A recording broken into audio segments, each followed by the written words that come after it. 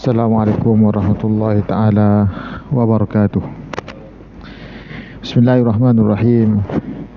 Alhamdulillahi nahmaduhu wa nasta'inuhu wa nastaghfiruh wa na'udzu billahi min syururi anfusina wa min sayyiati a'malina. May yahdihillahu fala mudhillalah wa may yudlil fala hadiyalah. Wa man lam yaj'alillahu lahu nuran fama lahu min nur. Wa asyhadu an la ilaha illallah wahdahu la syarikalah. خصنا بخير كتاب أنزل وأكرمنا بخير نبي أرسل وأتم علينا النعمة بأعظم منهاج شرع منهاج الإسلام. اليوم أكملت لكم دينكم وأتممت عليكم نعمتي ورضيت لكم الإسلام دينا. وأشهد أن محمدا عبده ورسوله أدى الأمانة ونصح الأمة وجاهد في الله حق جهاده وتركنا على المحجة البيضاء ليلها كنهارها لا يزيغ عنها إلا هالك. اللهم صل وسلم وبارك على هذا الرسول الكريم وعلى آله وصحابته وأحينا اللهم على سنته واحشرنا في زمرته مع الذين أنعمت عليهم من النبيين والصديقين والشهداء والصالحين وحسن أولئك رفيقا. أما بعد. Alhamdulillah, kita bersyukur kepada Allah Subhanahu Wa Taala, dengan rahmatnya kita dapat bersama-sama dalam majlis ilmu ini, kuliah maghrib kita ni.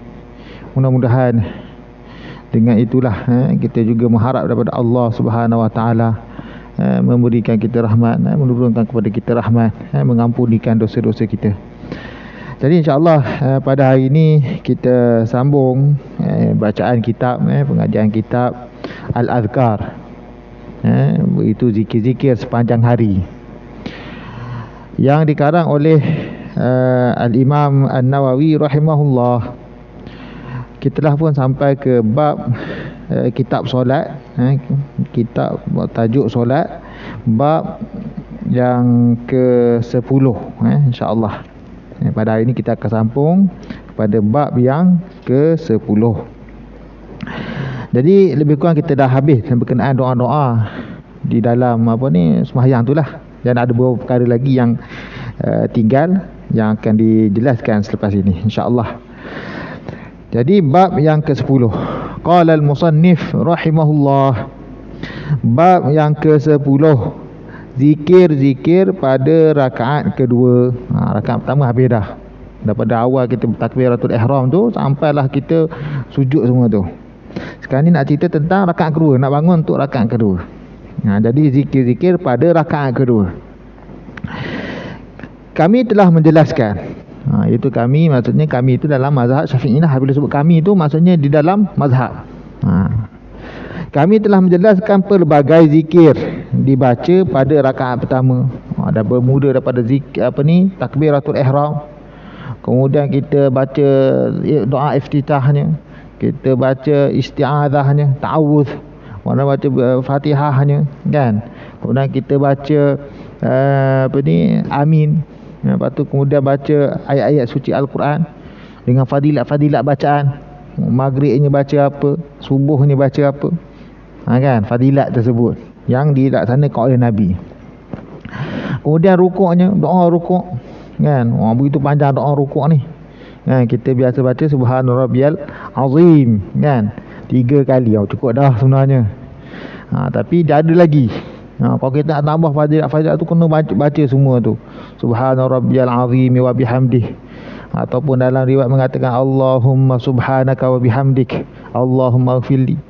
Ada lagi, kan. Allahumma laka raka'at wa bika amant wa laka aslamt, khasha'a laka sam'i wa basari wa mukhi wa asabi wa azmi wa mastaqallat qadamayya bihi lillahi rabbil alamin. Waktu lagi, ada lagi. Banyak doa dah kita baca semua. Subhanadzil jabaruti wal izzati wal kibriyai wal azamah. Jadi macam-macam doa. Tu rukuk saja tu. Kita baru biasa kita baca subhanallahil azim je. Bacalah banyak-banyak. Zikir ni kena banyak. Kan? Fadilat tu banyak. Kan? Tu rukuk, lepas tu bangun daripada rukuknya, kan. Kita baca Rabbana walakal hamd. Boleh dah, cukup dah. Kan ada Rabbana walakal hamdu hamdan katsiran tayyiban mubarakan fih mil'as samawati wa mil'al ardh wa mil'a ma bainahuma wa mil'a ma syi'ta min syai'in ba'd ahla tsana'a wal majd ahla tsana'a wal majd apa ni wa kulluna laka 'abd Allahumma la mani'a lima a'tait wa la mu'tiya lima mana'at wa la yanfa'u dzal jaddi minkal jadd. Tu dia. Panjang lagi. Banyak doa nak baca, nak kira ni kita dah panjang dah sebenarnya. Tapi nak beramal je lagi. Jadi kena beramal lah. Kita dah belajar tu kena beramal lah. Sayanglah belajar tak beramal tak. Tak menghasilkan buahnya. Lepas tu sujud pula. Sujud ni pun lebih kurang macam kita baca apa ni masa rukuk. Cuma dia beza sikit je. Subhana rabbil a'la wa bihamdihi. A'la yang semua sama. Subhanadzil jabaruti wal kibriyai wal 'azamah. Allahumma laka sajadtu wa bika amantu wa laka aslamtu sajada wajhiya lilladzi khalaqahu wa syaqqa sam'ahu wa basarahu bihaulihi wa quwwatihi fatabarakallahu ahsanul khaliqin. Allahumma subhanak wa bihamdik Allahumma ighfirli. Banyak sangat nak baca doa ni, banyak sangat dah. Zikir tu banyak dah. Kena beramal je. Nak beramal suruh beramal je ni. Kan? Ni dah waktu kita nak beramal. Dan para ulama dulu, para salafus salih, mereka sentiasa beramal. Banyak keamalan kita, insya-Allah ke akhirat nanti hak tu lah amalan kita. Kita akan tengok hak tu lah amalan kita. Sebab terbinanya syurga itu dengan zikir-zikir ini. Kita tak nampak sekarang ni. Kita dah sebut kelebihan-kelebihan zikir ni. Apabila kisah kita sebut awal-awal dulu kan, apabila seorang sahabat ini tersemayang, Nabi sebut apa, sami Allahu, bangun daripada rukuk, sami Allahu liman hamidah. Maka orang belakang ada sebut, kat belakang Nabi sebut, Rabbana walakal hamdu hamdan katsiran tayyiban mubarakan fih. Habis semayang, Nabi kata, manil mutakallim, siapa cakap belakang tadi? Cakap yang doa tadi, Rabbana walakal hamdu hamdan katsiran tayyiban mubarakan fih. Manil mutakallim? Takut-takut juga orang duduk belakang ni. Ingat buat apa, buat bidah apa ni. Nabi tak pernah ajar. Nabi kata, buat cakap apa ni? Siapa cakap ni? Ana ya Rasulullah, aku cakap. Maka Nabi kata apa? Sesungguhnya para malaikat no, aku melihat ra'aitu bid'an wa thalathina malakan yabtadirunahu. Kan, sungguhnya aku melihat lebih kurang 30 lebih malaikat turun bekerja-kerja cari nak, siapa dulu nak ambil sambut perkataan yang kamu sebut tadi. Sembahyang 30 lebih malaikat datang. Penuh surau kita ni. 30. Nabi kata 30 malaikat, 30 lebih. Rupanya 30 lebih tu, setiap seorang malaikat itu mengambil setiap satu huruf. Kalau kita kira lah huruf Rabbana tu, Nabi tak ajar pun, tapi sahabat belakang tu ajar sebut. Jadi kalau kita kira Rabbana walakal hamdu, Rabbana walakal hamdu hamdan katsiran tayyiban mubarakan fih. Kalau kita kira semua tu, huruf-huruf itu, ra, ba, 2 kali dah. Rabbana kan, ba tu 2 kali. Rabbana kan, ra, ba 2 kali dah.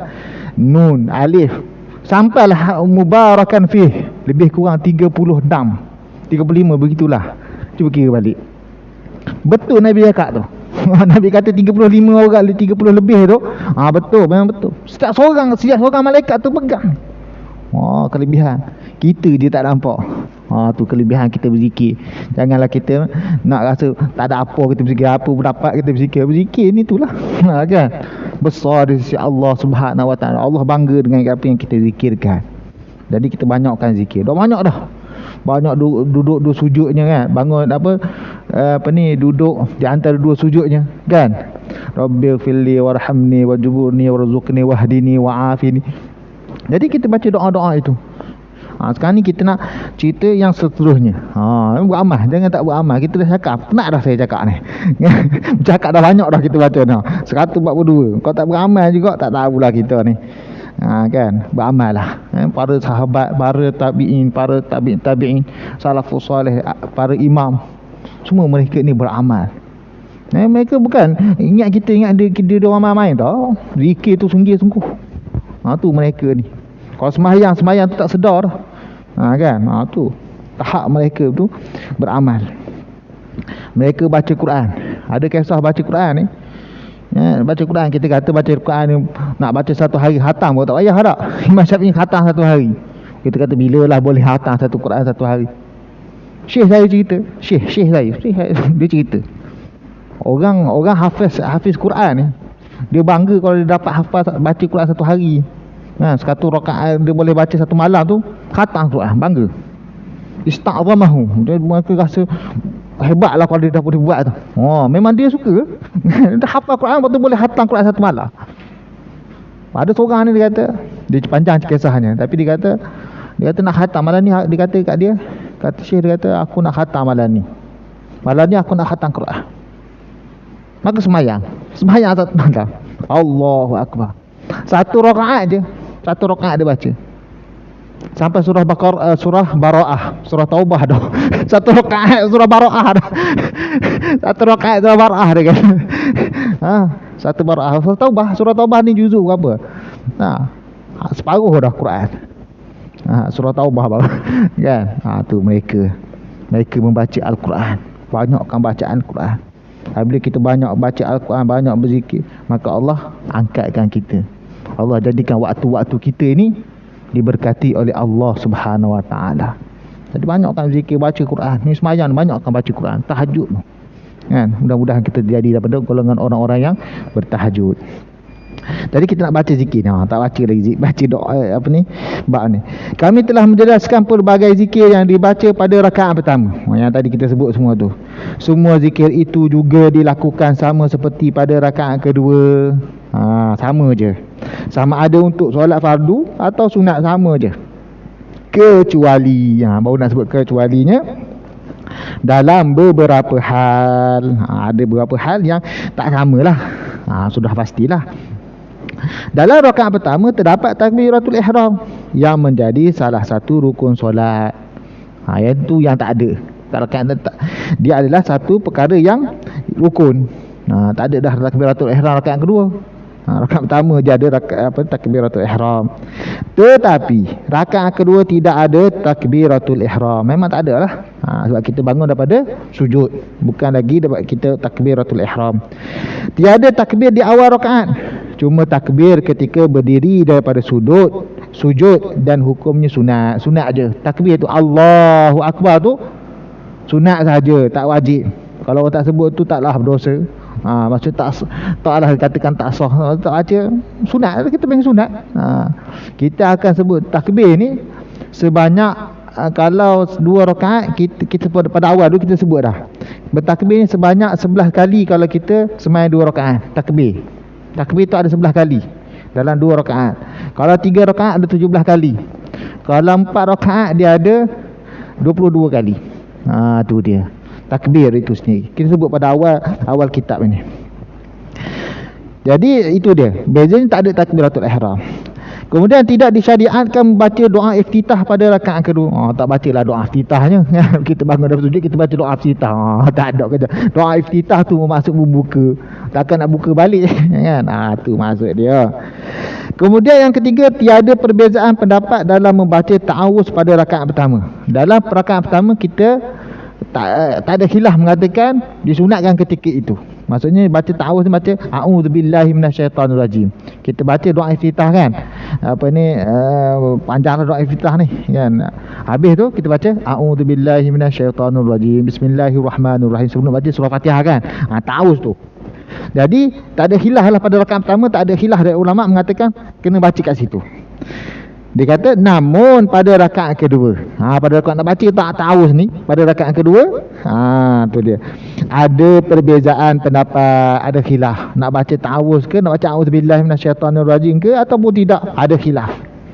Pendapat paling benar ialah membaca ta'awuz. Rakaat kedua tu bacalah juga ta'awuz. Paling benar. Yang rajih dari sisi Imam Nawawi mengatakan seeloknya baca ta'awuz. Rakaat kedua pun baca ta'awuz, baca a'udzubillahi minasyaitonirrajim itu sendiri. Baca tak kuat dah, baca perlahan. Baca perlahan. Sebab kita sebut dah awal ni kan. Imam Syafi'i mengatakan baca ta'awuz itu disunatkan. Kena jahar. Kalau baca Fatihah tu secara jahar, secara kuat, maka kena baca ta'awuz tu kena baca kuat juga. Tu pendapat Imam Syafi'i. Dari 2 pendapat Imam Syafi'i. Yang kedua mengatakan bahawa tak perlu. Maksudnya kalau jahar ke tak jahar ke, baca perlahan. Kan? Dia sunat je, ta'awuz dia sunat, dia bukan wajib. Tapi oleh itu dia kata paling benar ialah membaca ta'awuz. Rakaat kedua pun baca ta'awuz.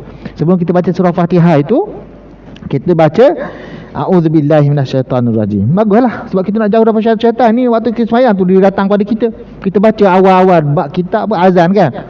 Bila waktu azan je syaitan lari. Lepas tu habis azan datang balik. Lepas tu iqamah qamat ada. Datang balik syaitan.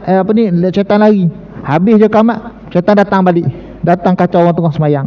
Jadi kita bacalah auzubillahi minasyaitan, semua jauh daripada syaitan ni. Syaitan ni ingat waktu sembahyang tu lah. Selain daripada waktu sembahyang tak ingat dah. Macam-macam boleh ingat waktu sembahyang ni. Memang dia tak suruh kita khusyuk, sebab kita kena khusyuk dalam sembahyang. Jadi bacalah. Oleh itu dia kata paling benar ialah membaca ta'awuz. Yang keseluruhannya pendapat paling kuat mengatakan bacaan Al-Quran pada rakaat kedua lebih pendek daripada rakaat pertama. Tu dia sunat je ni, kita cerita semua sunat-sunat ni. Kita sebut dah rukun-rukun. Yang sunat-sunat, maksudnya rakaat kedua mesti pendek sikit daripada rakaat pertama. Tu dia.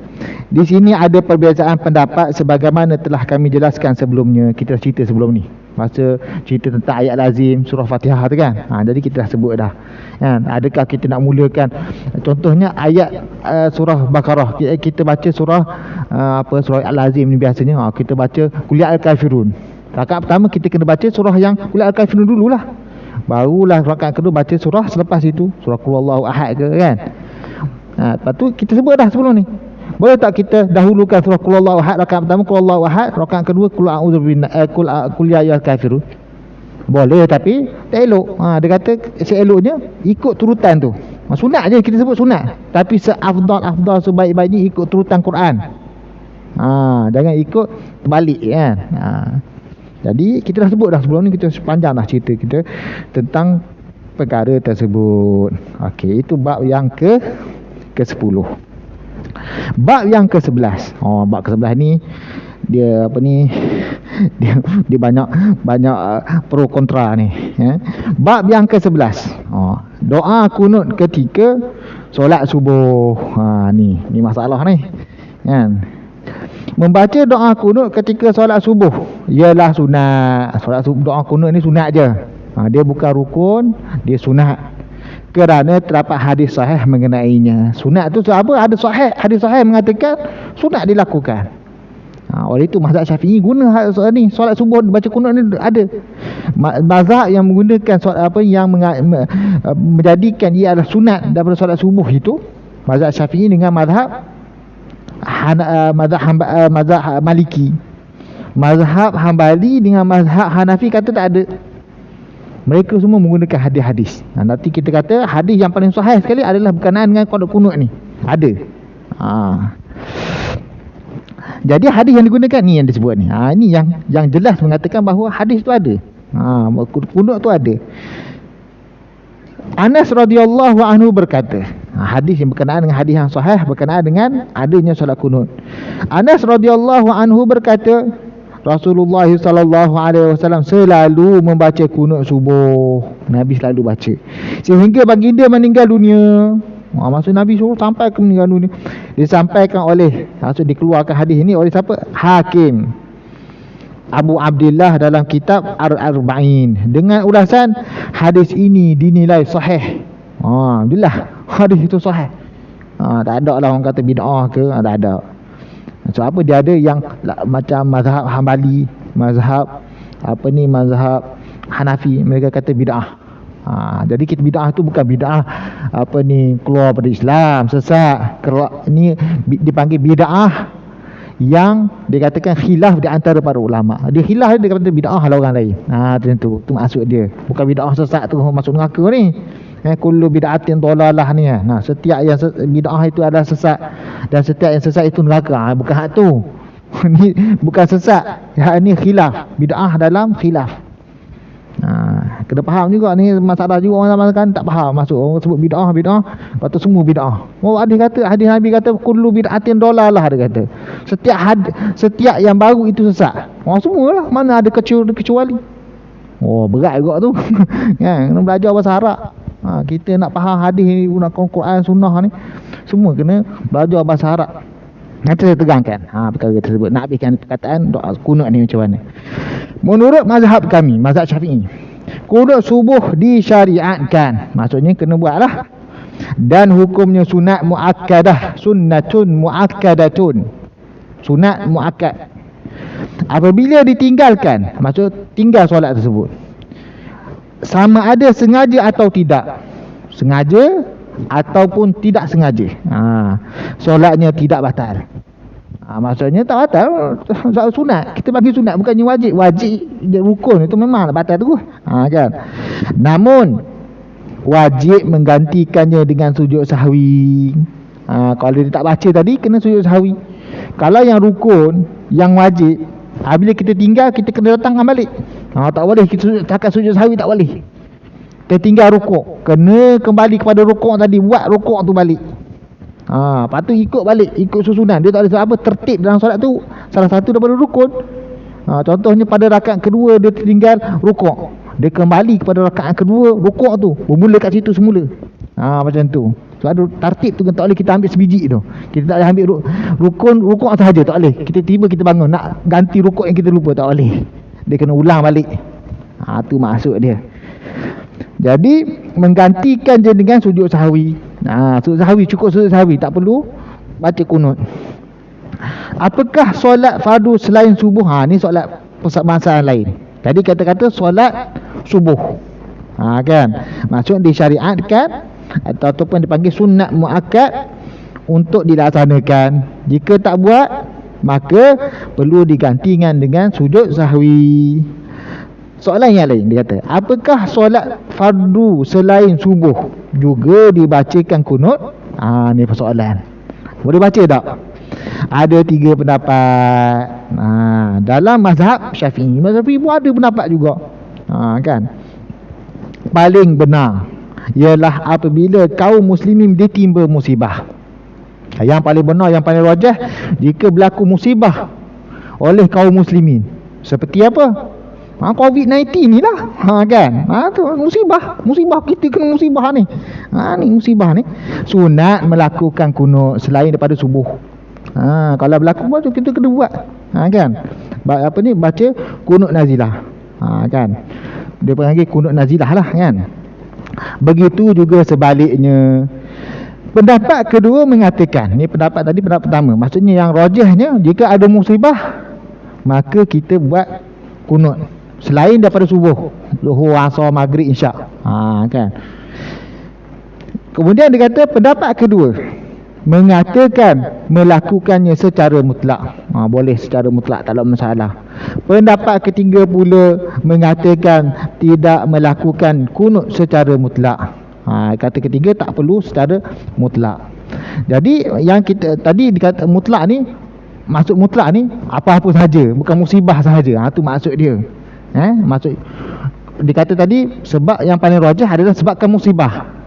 Yang kedua kata apa? Tak kira siapa pun, tak mutlak, maksudnya secara mutlak. Secara mutlak tak kisah nak doa apa-apa pun boleh. Doa untuk kejayaan anak contohnya, kan, nak perisa anak ni, kita baca doa kunut. Boleh, dia kata. Pendapat kedua. Pendapat ketiga, tak boleh secara mutlak, maksudnya hanya khusus kepada musibah saja. Tu maksud dia. Faham? Tu dia. Wallahu ta'ala a'lam. Jadi itu berkenaan dengan doa kunut ketika solat subuh. Sebenarnya berkenaan dengan doa kunut, pensyariatan solat kunut subuh ni, kunut waktu solat subuh ini, dia khilaf yang begitu panjang. Sebab ada hadis daripada Ibnu Abbas, daripada para ulama, pada sahabat yang lain mengatakan tak ada kunut. Sehingga kan Ibnu Abbas dan riwayat yang mengatakan innaha bid'ah. Ibnu Abbas kata sendiri bid'ah. Kan? Tapi para ulama mengatakan hadis itu adalah hadis yang dhaif, yang tak kuat, yang tak boleh pakai. Siapa yang tidak membaca kunut subuh? Siapa tak? Ibnu Mas'ud. Ibnu Mas'ud sahabat, dan juga anak murid dia. Abu Hanifah dan anak murid dia semua tak baca kunut. Dan juga Ahmad Ibn Hanbal, mazhab Hanbali, serta anak murid mereka tidak membaca kunut. Berdasarkan hadis Ibn Abbas tadi kata apa? Innaha bid'ah. Bid'ah, tak Nabi tak buat. Ataupun hadis yang diriwayatkan oleh Ummu Salamah mengatakan Nabi menegah daripada kunut subuh. Tetapi kita katakan hadis yang paling sahih, yang kita sebut tadi sahih, Hakim kata, dinilai sahih oleh Hakim kata, dia ada tambahan. Mengapa? Dia satu hadis tu mengatakan Nabi SAW kunut, kemudian Nabi berhenti melainkan solat subuh. Nabi terus sampai Nabi meninggal. Tambahan itu tidak ada pada hadis-hadis yang lain. Maka tambahan tersebut adalah tambahan yang benar. Maka hadis yang sahih itu maka diangkat. Kunut subuh tu ada. Jadi maksudnya ada. Kunut subuh tu ada. Nanti dia adakan cerita kunut ni ada tak ada. Dan para ulama mengatakan kunut itu dibaca pada bulan Ramadan. Mazhab Hambali pun ada. Waktu itu kita lihat di Mekah baca doa kunut kan, kunut witir kan di separuh bulan Ramadan. Separuh akhir bulan Ramadan itu dibaca doa kunut. Ada. Okey. Jadi itu berkenaan kunut. Panjang saya tak nak cerita tu. Saya nak cerita tentang mazhab kita ni. Kunut tu ada. Dalil sahih. Kalau saya nak panjang cerita panjang, terlalu panjang. Sebab kita tak perlulah, sebab benda ni dah jadi amalan kita. Kita kata hadis sahih, cukup. Kan? Kita bukan nak berdebat dengan orang, kan? Lain dah kalau saya ni nak pergi berdebat dengan orang, saya kena keluarkan lah dalil-dalilnya, kan? Jadi saya dah sebutkan, maksudnya hadis itu sahih, dan saya ringkaskan tadi bahawa hadis yang sahih daripada Anas, hadis Anas ni. Hadis yang sahih menunjukkan bahawa kunut itu adalah benar. Patut dilaksanakan. Fasal kedudukan kunut dan lafaz-lafaznya berdasarkan asar. Maksudnya sekarang nak cerita tentang apakah doa kunut tersebut, nak baca macam mana, apakah yang paling minimal boleh kita sebut. Maksudnya nak menyebabkan tak perlu kita sujud sahwi. Adakah kita baca doa kunut semua sekali, ataupun sebahagian je, macam mana? Dia ada minimal, ada yang panjang, kan? Tu dia. Dalam mazhab kami, kunut disunatkan ketika 2 minggu terakhir pada bulan Ramadan. Ni kita sebut tadi kan. Rakaat terakhir solat witir. Itu satu. Kedudukan kunut ni. Tadi kita kata kunut subuh. Lepas tu kita kata kalau nak selain daripada subuh disebabkan musibah, yang pendapat yang paling benar dalam mazhab. Sekarang kita kata lagi, dalam mazhab kami, kunut juga disunatkan ketika 2 minggu terakhir. 2 minggu sebab kita bulan ni ada 4 minggu je. Jadi 2 minggu terakhir, maksudnya 15 hari terakhir itulah. Kan? Pada bulan Ramadan ketika rakaat terakhir solat witir. Pendapat kedua, dalam mazhab kami mengatakan kunut dilakukan selama sebulan penuh pada bulan Ramadan. Sebulan Ramadan baca kunut. Itu pendapat yang kedua. Tapi kita amalan kita kat Malaysia yang kat pertama tadilah, maksudnya kita separuh bulan Ramadan tu kita baca. Tapi ada juga pendapat mengatakan daripada awal Ramadan lagi baca dah kunut. Tapi kalau kita tengok nanti orang buat je tu, janganlah kata buat apa pula bid'ah ni. Ada mazhab, ada. Jangan pula kata bid'ah. Kita ni pelik-pelik aja di bid'ah kau orang. Kan? Pendapat ketiga iaitu daripada mazhab Abu Hanifah. Mengatakan selama setahun penuh. Baca kalau witir tu, sebab dia witir tu bagi mazhab Hanafi adalah wajib. Dia gini, dia bezakan. Kita semayang kita ada 5 waktu kan, 5 fardu. Mazhab Abu Hanifah dia ada 5 fardu, 1 wajib. Apa beza fardu dengan wajib ni? Mazhab majoriti para ulama tidak membezakan di antara fardu dengan wajib. Perkataan tu istilah fardu dan wajib itu sama je. Tapi Abu Hanifah dia membezakan. Dia kata fardu ini yang ditentukan secara jelas dan mutawatir. Maksud memang betul itu adalah daripada Nabi. Bukan maksud secara, maksudnya pasti. Kan. Adapun yang dikatakan wajib itu perintah yang dijelaskan secara zonni. Sebab apa? Nabi tak pernah tinggal solat witir.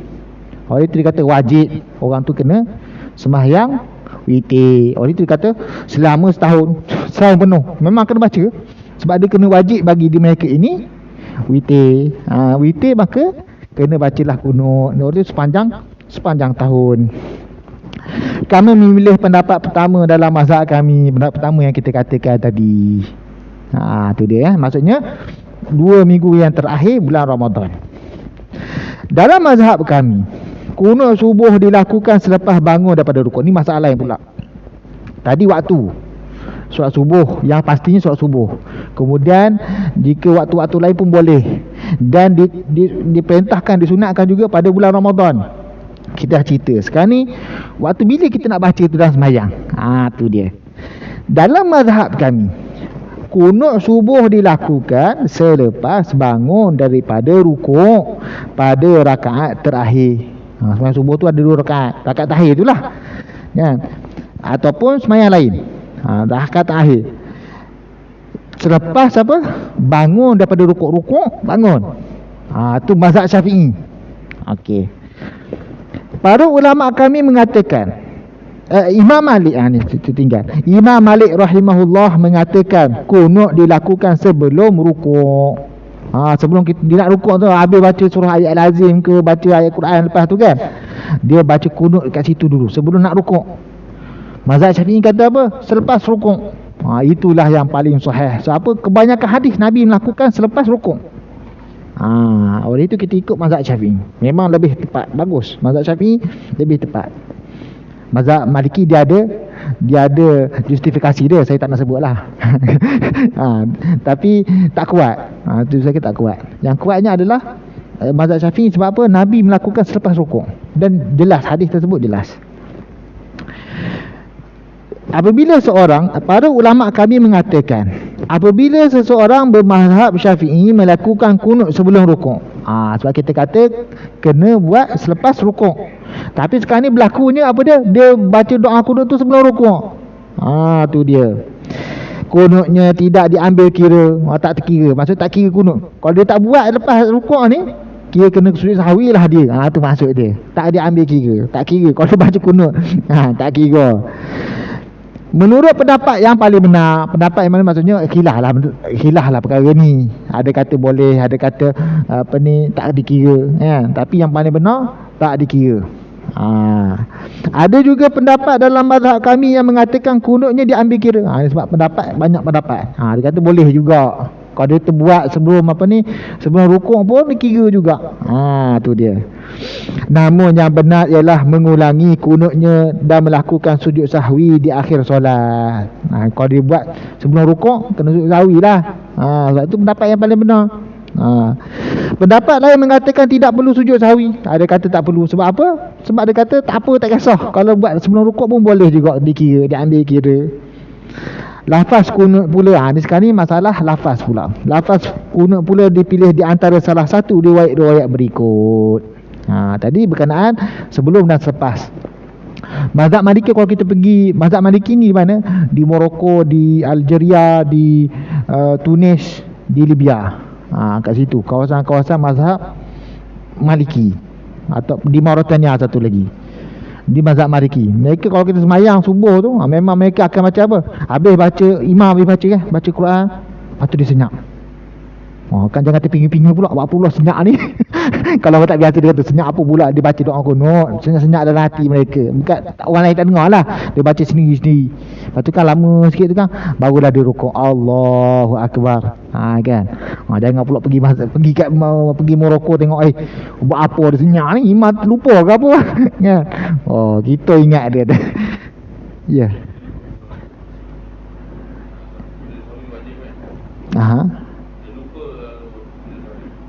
Lupa sujud sahwi, tak masalah, sunat juga. Dia perlu buat, wajib kat situ maksudnya perlu dibuat. Kalau dia teringat, dia terlupa, maka dia kena buat sujud sahwi. Kalau terlupa tak ada masalah, sah. Sembahyang dia sah. Kalau terlupa juga kan. Kalau diingat, kena sujud sahwi. Kalau diingat, dia sujud sahwi walaupun dah habis sembahyang. Tu khilaf di antara ulama. Adakah sebelum selepas sujud sahwi ni, sebelum selepas tu? Itu khilaf juga di antara para ulama. Kalau diingat, sujud sahwi. Kalau tak ingat langsung, maksud lupa sungguh. Tu tak ada masalah, sah sembahyang dia. Kan. Kita ni masalahnya sembahyang raya-raya. Baru ni. Yang sembahyang raya lupa 5 takbir. 5 takbir tu sunat je. Ada seorang tu, ada murid saya jadi imam. Dia kata, Ustaz, macam mana Ustaz, orang marah saya ni tak takbir 5 takbir. Saya habis baca surah Fatihah, saya teringat tak takbir, saya takbir balik. Dia kata, tak payahlah, dah sunat je. Benda tu sunat je, tak perlu sujud sahwi. Saya kata ke dia, kalau sebelum kita nak sembahyang ni, kita cerita kepada orang, cakap macam mana nak sembahyang ni, apa yang sunat, apa yang wajib.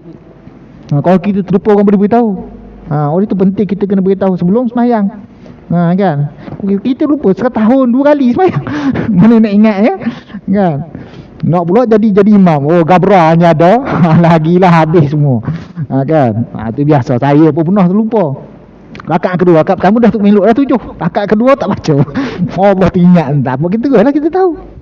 Saya pun dah cakap, saya beritahu, kata sunat je, tak perlu ganti-ganti, tak perlu sujud sahwi. Orang pun faham, tak adalah lepas tu berkisah nak bising-bising. Kalau tak tahu ni, tak beritahu, wah habis satu masjid tu. Soh sembahyang kita ni, soh kita kata. Dia ni masalah. Ya, tu masalah. Takbir 5 dengan takbir 7 hari raya tu. Okey, sekarang ni apa dia? Lafaz dia. Di banyak dia riwayat dia ada 2 lafaz. Apa yang kami riwayatkan dalam hadis sahih, dalam Sunan Abu Daud, Sunan Tirmizi, Sunan Nasa'i, Sunan Ibnu Majah, Sunan Al-Baihaqi, dan selain mereka dengan sanad yang sahih daripada Hasan bin Ali radhiyallahu anhuma, yang berkata Rasulullah sallallahu alaihi wasallam mengajar beberapa kalimah kepadaku yang aku baca ketika solat witir. Nabi ajar ketika doa, ketika solat witir baca doa kunut tu. Apa dia?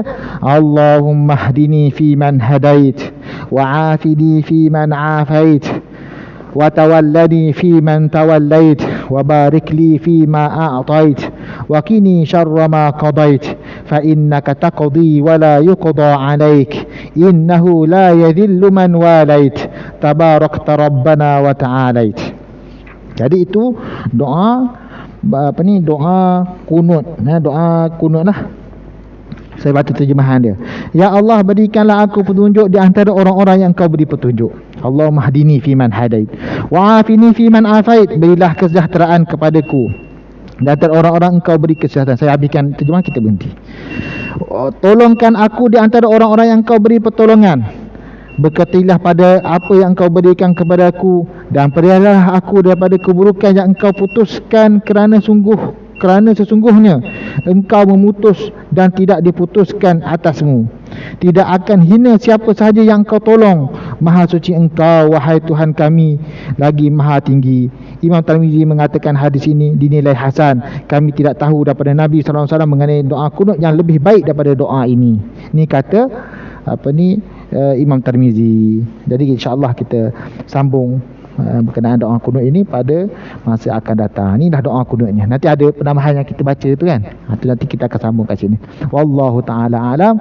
Aqul qauli hadza wa astaghfirullahal azim li wa lakum. Wassalamu alaikum warahmatullahi taala wabarakatuh.